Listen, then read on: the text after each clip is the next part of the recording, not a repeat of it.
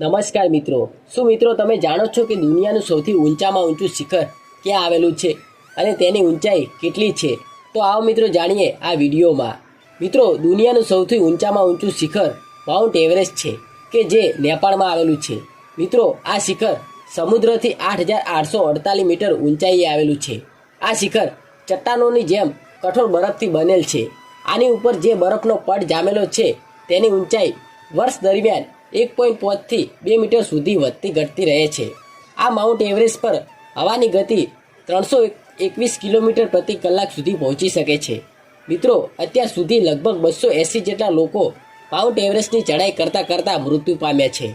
અત્યાર સુધી આ માઉન્ટ એવરેસ્ટ પર 4,000 જેટલા લોકો ચઢાઈ કરવાની કોશિશ કરી ચૂક્યા છે. આ માઉન્ટ એવરેસ્ટની ચઢાઈ કરવામાં 80 લાખ જેટલો ખર્ચો થાય છે. આની ચઢાઈ કરવામાં લગભગ 2 મહિના સુધીનો સમય લાગે છે.